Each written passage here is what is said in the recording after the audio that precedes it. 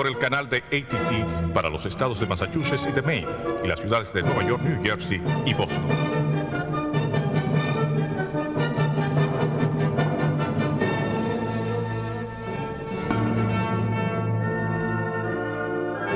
Saludos dominicanos en todo el territorio de la República y en ultramar, en la costa este de los Estados Unidos de América, e igualmente a todos sus habitantes de habla hispana. Hoy viernes 23 de mayo del año 2003, les traemos otra edición de Agenda Nacional.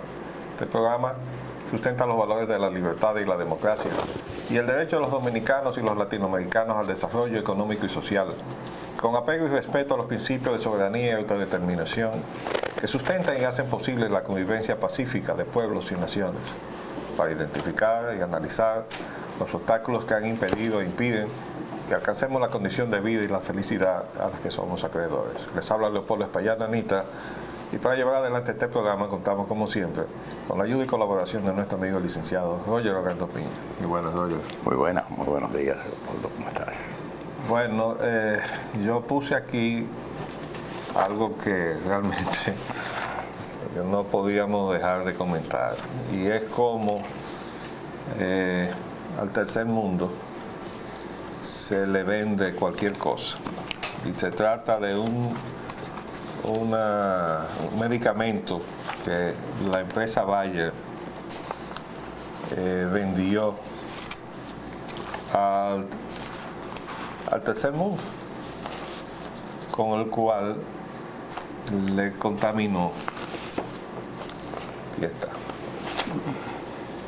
Lo único que puse mal aquí arriba, el diario. Dice, Bayer vendió medicamentos con SIDA en los 80. Esa tremenda noticia. La farmacéutica Bayer vendió en Argentina y Asia un medicamento para hemofílicos que los puso en un alto riesgo de contraer el SIDA en los años 80. A finales de febrero de 1984 cambió su versión, ya que la anterior estaba infectando a los hemofílicos con el VIH que provoca el SIDA. Pero imagínense ustedes que la suerte que nos tengan dedicados los países desarrollados, que son los que tienen laboratorios de los cuales uno realmente espera que produzcan medicina que nos rescaten de las enfermedades, y resulta que nos venden medicamentos, entre comillas, que no se enferman, y nada menos que de SIDA. Aquí está más detalle.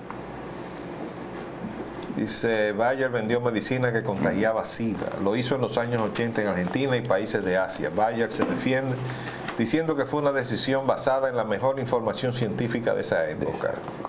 Dice, la compañía farmacéutica Bayer, y la información sale de Washington, vendió en Argentina un medicamento para hemofílicos que los ponía en un alto riesgo de contraer el SIDA en la década de los años 80, mientras reservó otro más seguro para Europa y Estados Unidos, según el diario The New York Times.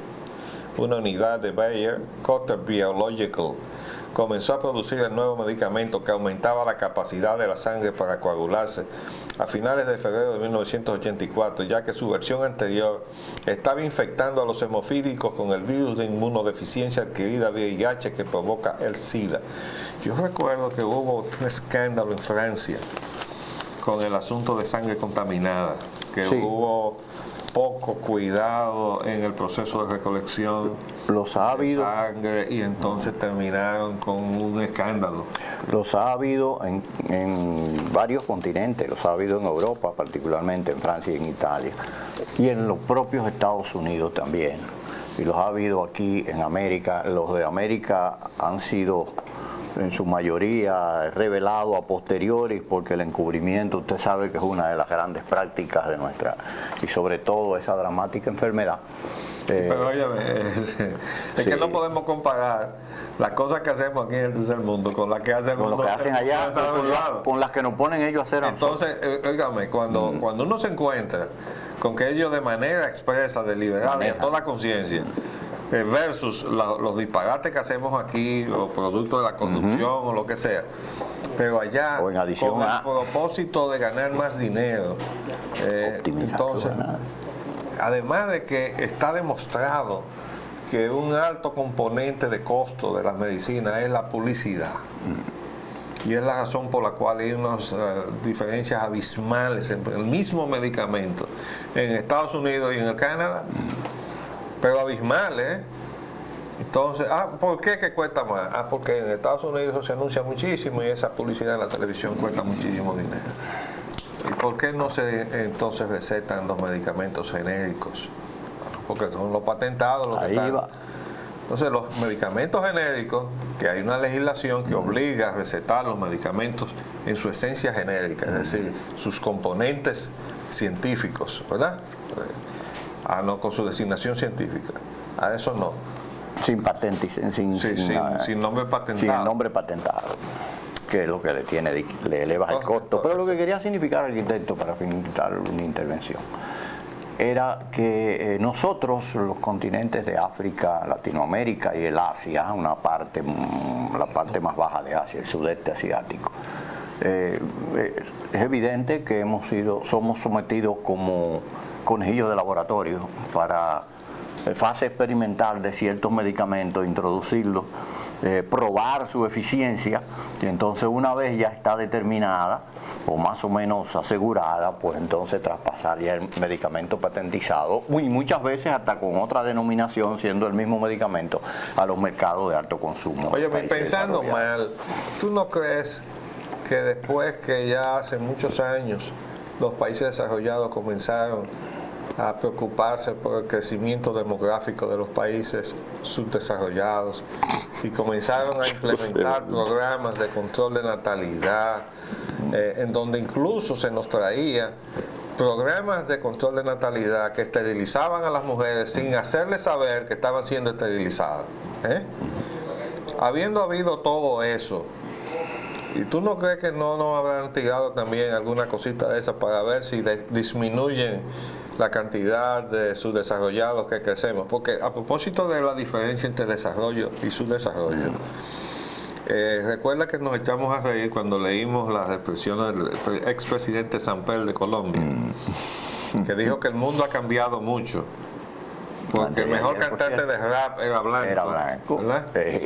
Que el mejor jugador de golf era negro. Era negro, que era Tiger Woods, etcétera. Y citó varios dijo que exponentes, Suiza, ¿no? que no tenía mar, era campeón de yate. Campeón de yate. Que los franceses habían acusado a los norteamericanos de prepotentes o algo así, ¿verdad? Sí. Y arrogante. Era arrogante. Entonces, pero yo recordaba lo de Suiza. Suiza no solamente es campeón de yate sin tener mar.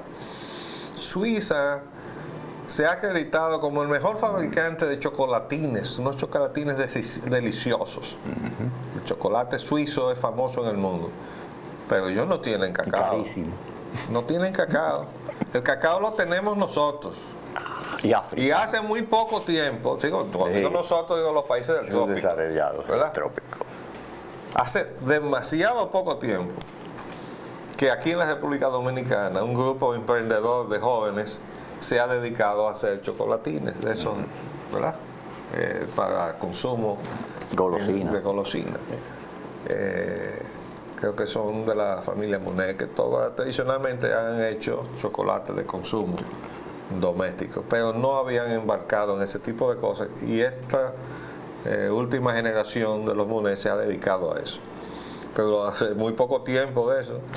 Sí. Toda la vida nosotros le hemos vendido nuestro café. ¿Tú sabes quiénes son expertos en La café? materia prima. Los italianos. También. Ajá. ¿Tienen café? Tienen No como tienen café. 20 El clasificaciones café es de diferentes. nosotros, Sí, pero los señor. expertos en café son ellos. Eso es desarrollo y lo nuestro es su desarrollo. Entonces, ahora ya estamos evolucionando un poquito. Estamos como despertando 3 milímetros. Concientizándonos Sí. un poquito. Como 3 milímetros.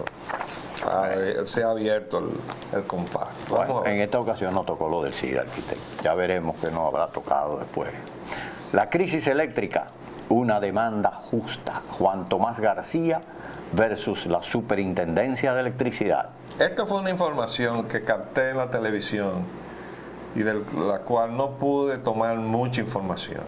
porque yo estaba muy empeñado tratando de lograr que el internet flash de Codetel entrara a mi computadora. Y cuando pude oír que la televisión estaba puesta y puse la atención, ya no pude tomar los detalles del asunto. Pero en definitiva hay una demanda. Hay un grupo que se decidió y se organizó y ha presentado una demanda, porque lo que no sé es si la demanda es contra Edesur o la Superintendencia de Electricidad o unos y otros. ¿Por qué? Porque hay una serie de facturaciones afectadas de dolo, puesto que son el resultado de un consumo que no es real, que ha sido objeto de decisión de la superintendencia para que ese dinero se devuelva, y sin embargo las distribuidoras no lo están devolviendo. Entonces estos señores se han organizado y han presentado una demanda. Los aplaudimos desde aquí. La cabeza, el señor Juan Tomás García, esa fue la persona que escuché hablando y que le capté el nombre. Vamos a tratar de tomar más información al respecto y los vamos a mantener al tanto a todos ustedes. Pero ese es el camino, ¿eh? A estos ladrones de cuello blanco que tenemos aquí disfrazados de empresarios eléctricos, ese es el camino. Tenemos que meterle demanda a todos los dominicanos, a poner a prueba a los tribunales dominicanos, para usar una frase de un político ya ido, a ver si aparece un juez que se case con la gloria y le meta una buena demanda, o sea, una buena multa, sentencia, y además una sentencia de compensación a las víctimas, que somos nosotros. Y entonces, a propósito de víctimas, yo recibí la llamada de una señora angustiada, la señora Ana Luisa Cordero. Yo le dije, voy a hablar de su caso. Esta pobre señora que vive por aquí cerca, en Bellavista, en la avenida Sarasota, me dice, mire, lo primero que me pasó fue que el contador mío, o sea, que estaba a mi nombre, se lo habían conectado a un vecino. Es decir, yo estaba pagando la energía de un vecino y yo soy una persona sola, o sea, que yo estuve pagando durante muchísimo tiempo un consumo por encima del mío. Después resulta que eso se resolvió, pero lo más reciente que ella está padeciendo es que un vecino le está robando la luz, o sea, se le ha conectado. Entonces ya fue, denunció el asunto. ¿Y qué creen ustedes que le dijeron ahí en Edesur? Le dijeron, nosotros no podemos hacer nada frente a esa situación. Búsquese un bate y déle un batazo al fulano que le está robando la electricidad. Entonces la policía eléctrica solamente actúa cuando... Yo le dije, no se apure, señora, déjeme estudiar la situación. Ajá. Yo voy a hablar de su caso mañana por la televisión y le voy a llamar, tengo su teléfono, para darle el consejo de camino a seguir después que yo consulte en todas las vertientes necesarias de este asunto, porque eso es la expresión de la vagabundería más grande, de la charlatanería más grande de esos señores que tenemos sentados aquí, que entraron aquí a la República Dominicana amparados por acuerdos políticos, sin haber metido un centavo aquí en la República Dominicana, pero repartieron corrupción por todas partes, porque eso no fue gratuito. Y eso fue en el gobierno que se fue, pero fue refrendado en este gobierno. Ampliado sus beneficios, todo bajo el amparo político. Eso nosotros los dominicanos no lo podemos aceptar. Entonces, vamos a poner las cosas en su sitio, porque después es muy cómodo, como dicen la gente del PLD. No, ahora es muy tarde para que tomen acción contra nosotros. Así, más vale tarde que nunca. Porque eso fue, ¿cómo se llama este muchacho? Secretario general del PLD, que salió con eso. Ajá. Pared. Sí. Salió con eso. No, amigo Pared. Eso no es que es muy tarde, ¿no? No es tarde. Vamos a poner las cosas en su sitio. Porque yo he escuchado ya más de una vez en boca de los PLDistas, y en la televisión alcancé a oír a uno diciendo que el camino más seguro para volver al poder era con Leonel Fernández. Pero es el responsable de todo eso. Pero lo que pasa es que esa juventud se corrompió con Leonel Fernández. Un círculo estrecho, porque no lo voy a generalizar, a una juventud que incluso es la contemporánea con mi hijo. Y esa es la cosa que a mí me revienta con Leonel Fernández. El haber cogido ese partido en ausencia de Bosch y haber pervertido, corrompido, comprometido en el mejor de los casos a esa juventud con ese ejercicio corrupto del poder que encabezó Leonel Fernández. Y algunos lo disfrutaron, bailaron con él, ¿verdad? Entonces eso están aplaudiendo frenéticamente. Y el caso para mí más inaceptable es el de una persona que estaba al lado del profesor Bosch. Yo no voy a decir, pero todos ustedes saben cuál es. Porque me dijo eso mismo. Es que lo importante es volver al poder. Digo, volver al poder. ¿Para qué? Para volver a robar. Eso es lo importante. Volver a ese poder. Y si se ha corrompido, ya no hay diferencia. Lo que es que estar en el poder. Bueno, todo el que esté loco por volver al poder, en la forma en que estaba ejerciendo el poder Leonel Fernández, también estaba robando junto con el equipo que estaba ahí. Que estemos claros. Que no es verdad que estaban jugando golf. Porque toda esa barbaridad de la capitalización no se hizo gratis, amores. No es cierto. No es cierto. Entonces, ya vemos que hay ciertas prebendas, ¿no? Porque ya en Baninter comenzó a salir que sí. Leonel tiene 150,000 pesos mensuales, que ahora dicen que es una iguala por servicio jurídico. Entonces yo le digo, ajá. Entonces durante 4 años, al igual que lo hizo Salvador Jorge Blanco con la Shell, usted fue abogado igualado de una parte interesada de intereses económicos en este país. Abogado igualado, ¿verdad? El presidente de la República. Qué bien, ¿eh? Vamos a ver. Asuntos nacionales, el mercado cambiario. El dólar no se detiene, como decía un locutor una vez, que prosigue su agitado curso. La moneda, ya lo hemos dicho aquí. Sí. Ellos no quieren cerrar la puertecita. No, ellos se resisten a eso aquí. La moneda estadounidense se aproxima al 28 por 1. El gobierno adoptará drásticas medidas para frenar el alza del dólar. ¿Cuál es la medida drástica que va a tomar el gobierno? Ahora le entró a... Usted lo que tiene que hacer es cerrar la puerta por donde se están llevando los dólares que entran aquí a la economía dominicana. Las empresas eléctricas, primero se las llevaban las petroleras y las compañías de comunicaciones, telefónicas y radiales, ¿verdad? Es decir, que las de cable, de radio, todo eso. Entonces, entraron en último lugar las eléctricas, pero se rompieron el récord. Y el fondo también. Dieron tan duro abajo que rompieron el fondo. Con el mercado. El mercado tocó fondo, pero de manera brutal. Pero eso no se puede hacer. No se puede cerrar la puerta. Eso hay que mantenerlo abierto, porque eso es el papel que nos asignaron y que los gobiernos en manos de los representantes de estos partidos corrompidos han aceptado que es el rol de la República Dominicana, pero es para que le toque lo suyo mientras el resto de los ciudadanos estamos fastidiados en este país. Y esto se le llama democracia.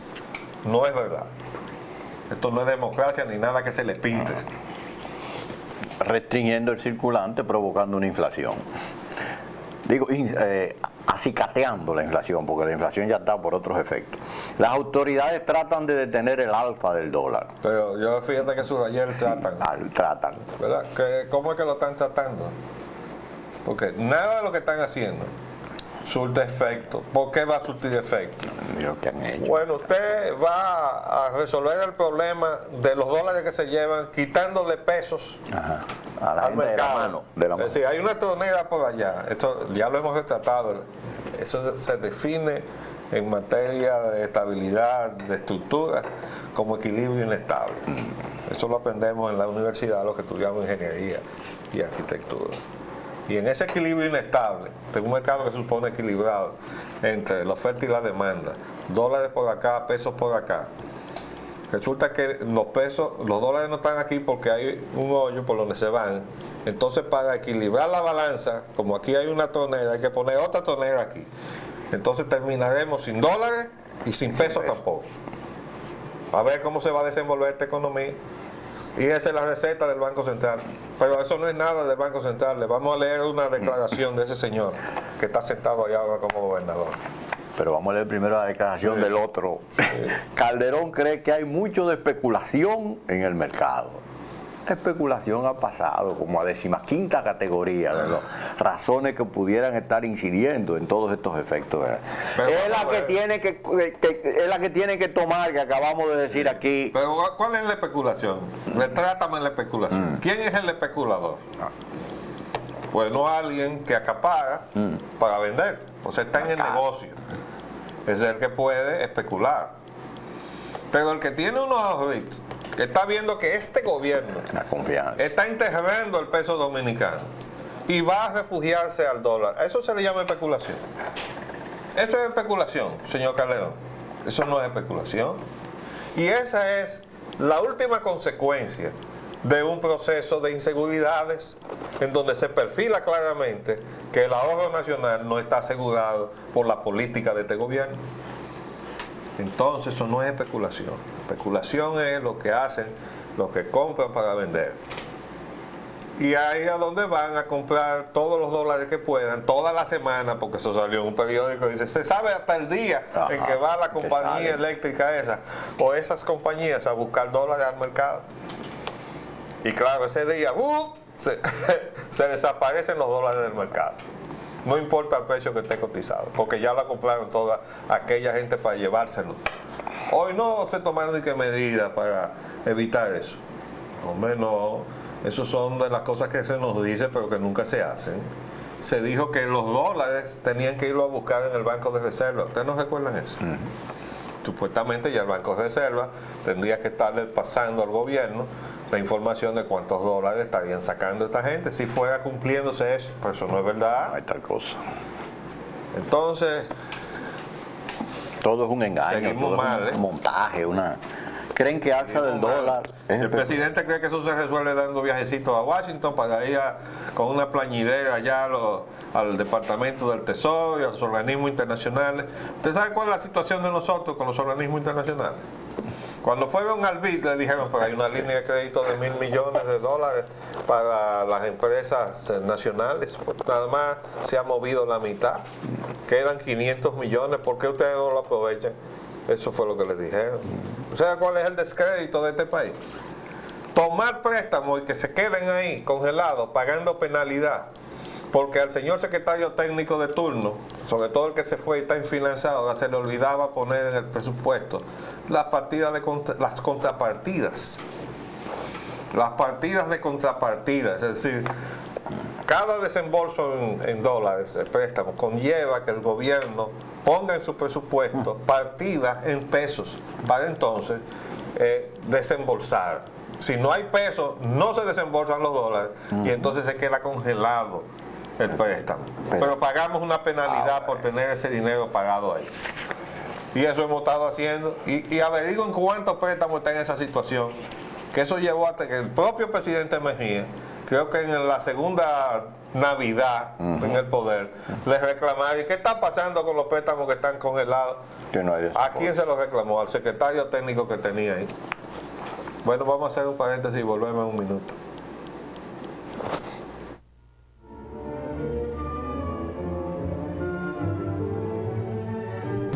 Bueno, vamos a terminar entonces el tema del dólar diciendo que dice que el cambio de la divisa, esto es una de las informaciones, fue frenado ayer a una tasa de 27.70. Entonces parece como el vehículo que venía para el servicio. No, en caída libre, ¿verdad? Y fue frenado y lo pararon a 27.70, pero eso va a seguir para abajo. Está previsto eso. Sí.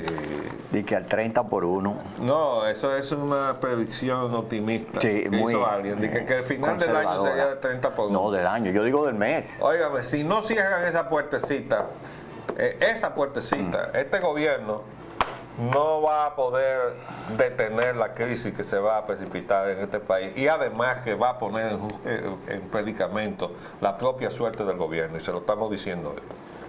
Desde el principio le estamos diciendo, presidente, no es que este país tiene derecho a tener la electricidad en manos confiables y además bajo unas premisas de equidad.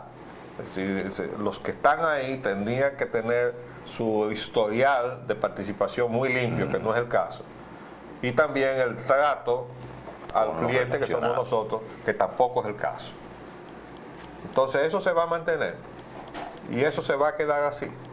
Entonces le decimos, mire, el país no aguanta eso, pero lo que es peor son las consecuencias que eso está teniendo en el mercado cambiario. Es decir, esta gente está ganando tanto dinero en pesos que ha desestabilizado el mercado cambiario, que había resistido las repatriaciones de las distribuidoras petroleras y las de las compañías de teléfono. Nos creaban pequeñas desestabilizaciones así momentáneas, pero la economía del país los resistía. Cuando llegaron esta gente, ahí se desfondó entonces la cosa.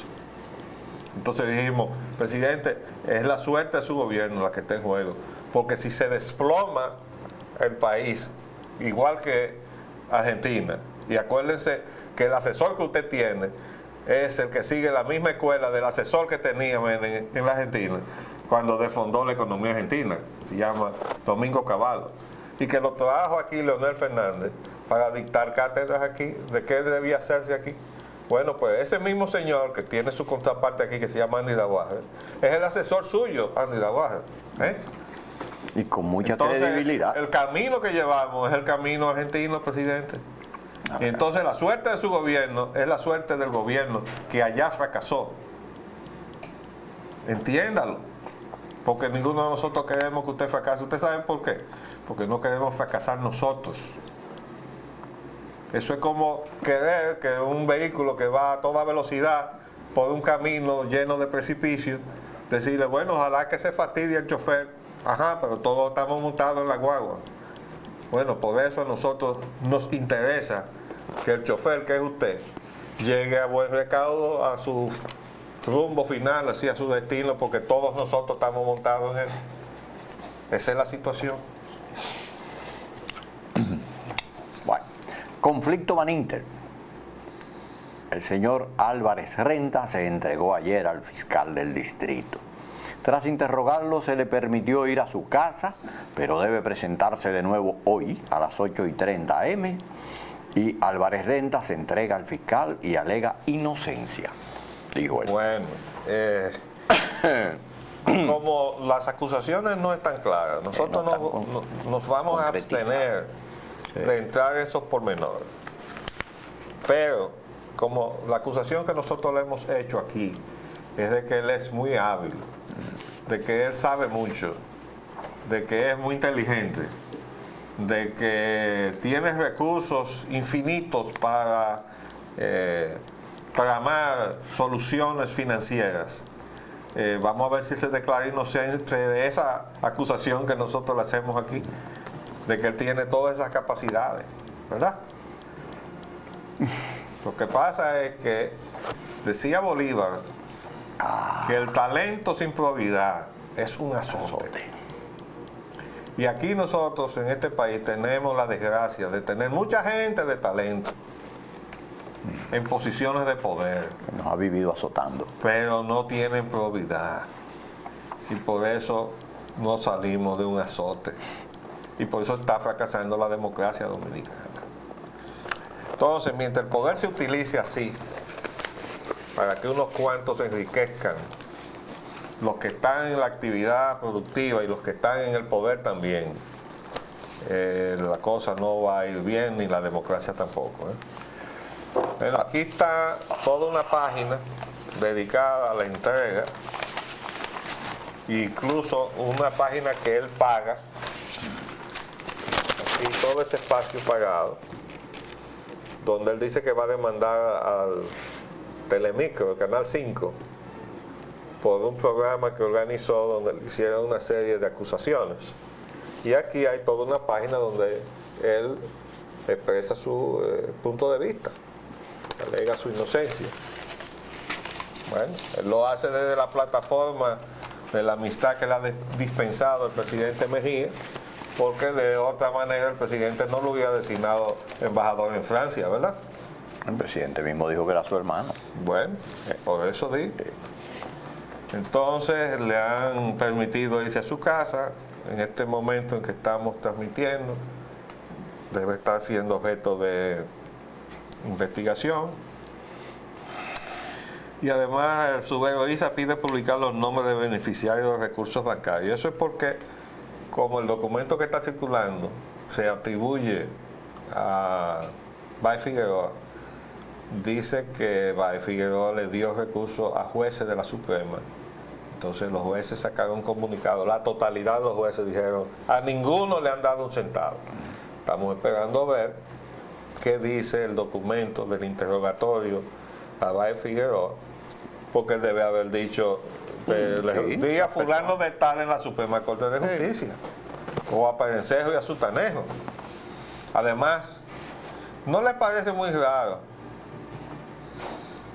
que se haya logrado torcer el curso de una ley en el Congreso Nacional para favorecer la negociación que se estaba haciendo con la Asociación Popular y que no aparezcan tampoco ahí bailando a unos cuantos congresistas? Porque eso es lo que dice el documento. Eso es lo que dice el documento. Que ellos habían logrado acomodar la legislación para la finalidad que estaban buscando. Sí. ¿Y cómo lo hicieron? A legitimizar esa. Eso no era en el Congreso Nacional que estaba. Bueno, y no cita a los miembros del Congreso como dentro del listado, ¿no? Nosotros exigimos lo que ya hemos dicho, la transparencia total del proceso. No vamos tampoco a ser tan imprudentes de decir que nos tienen que dar todos los días un boletín con los interrogatorios, pero aquí se han dado publicaciones en la prensa in extenso de casos donde se han publicado todos los interrogatorios. O no se nos va a olvidar eso también. Entonces, cuando terminen de hacer todo su asunto, ustedes le tienen que publicar todo eso al país, con firmas certificadas y todo, de que eso está auténtico así, y que no se le quitó ninguna parte como pasó con la sentencia de la Suprema Corte con relación a Pepe Goico y al señor Torres Pesotti, que hubo una secretaria que hubo que cancelarla porque le había quitado la parte a la sentencia que decía que no podían ser reintegrados hasta que no le pasaran juicio. Y el señor Pepe Goico estaba en una lista de ascenso. Y porque un juez se dio cuenta que le habían quitado ese pedazo, mandaron a buscar el acta y ahí se cotejó, pero sí, le quitaron esto. ¿Y quién fue? A una secretaria, votar a la secretaria.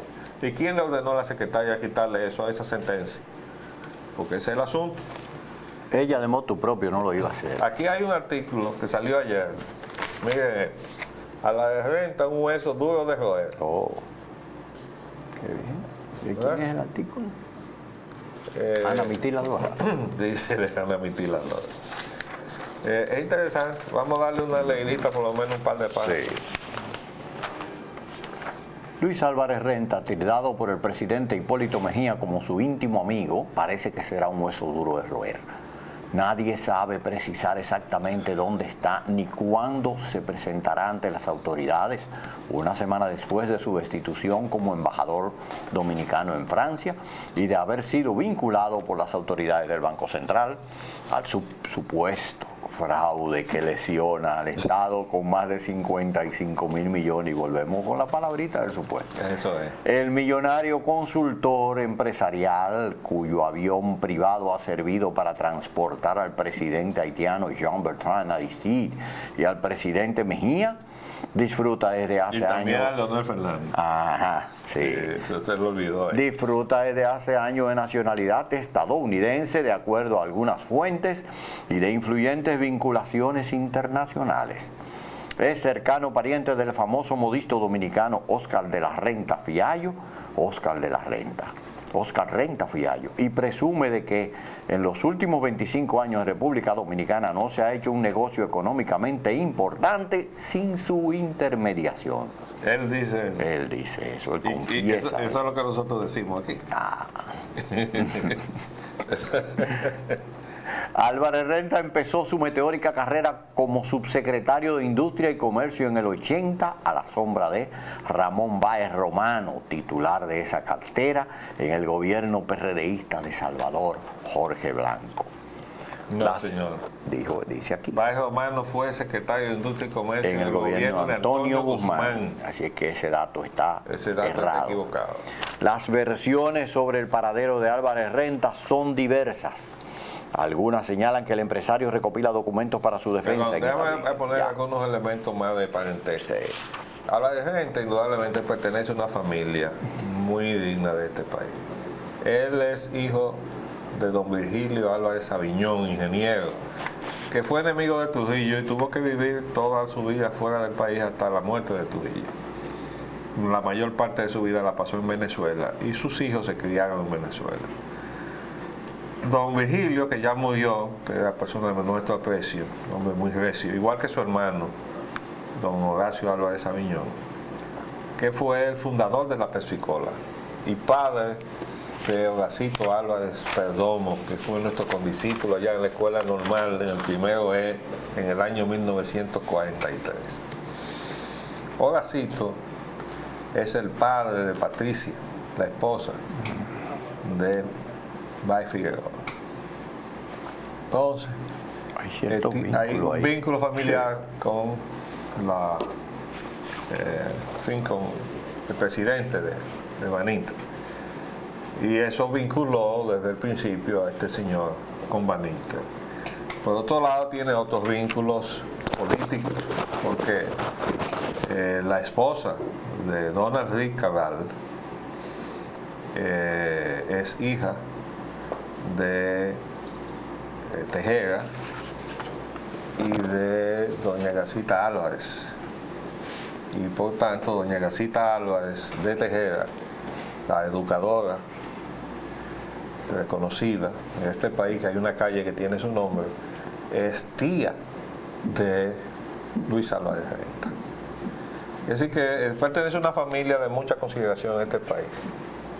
Pero la trayectoria de Luis Álvarez Renta, con su capacidad financiera, siempre ha estado en una especie de ese limbo, ¿no?, de terreno que está fuera del alcance de la mayor parte de nosotros los legos, y por eso quizás puede decir, como dice el artículo, que no ha habido, ¿cómo dice ahí? Que no ha habido un negocio de consideración donde él no haya intervenido. 25 años. Me consta que en la partición de la empresa Ritt y Pellegano, él participó, actuó en eso y ha actuado en muchas de esas cosas. Conozco también en detalle algunos pormenores de una empresa donde yo trabajé como asesor, que es la empresa Cartonajes Hernández. Se llamaba antes Cartonera Hernández. Pero de eso tengo que inhibirme de decir, porque son detalles propios de la empresa que no debo divulgar. Las versiones sobre el paradero de Álvarez Renta son diversas. Algunas señalan que el empresario recopila documentos para su defensa en Islas Vírgenes y otros aseguran que voló a Washington para tratar de hablar con el presidente Mejía en un cóctel que había en la embajada antes de anoche, sobre todo. Genialidad. Dice que definido como un genio financiero, Álvarez Renta garantizó hace más de una semana a las autoridades que retornaría al país a fin de asumir con sus abogados la tarea de su defensa. Empero, no sería la primera vez que el empresario impacienta a las autoridades. El entonces procurador de la República, Abel Rodríguez del Orbe, y su ayudante Ángel Castillo lo experimentaron cuando lo esperaban para interrogarlo en 1998. En esta oportunidad, Álvarez Renta debió responder a la acusación de haber distribuido millones de pesos por propiciar la supuesta adulteración del proyecto de ley de telecomunicaciones para favorecer entonces a la empresa telefónica Telepuerto San Isidro, Tricom, propiedad del Grupo Financiero Nacional y al empresario Ramón Gómez Báez Díaz. Álvarez Renta permaneció. Ramón Gómez Báez Díaz. Sí, digo Ramón Gómez Díaz, perdón. Sí. Álvarez Renta permaneció detenido durante 48 horas, pero las investigaciones se estancaron en una espesa nebulosa.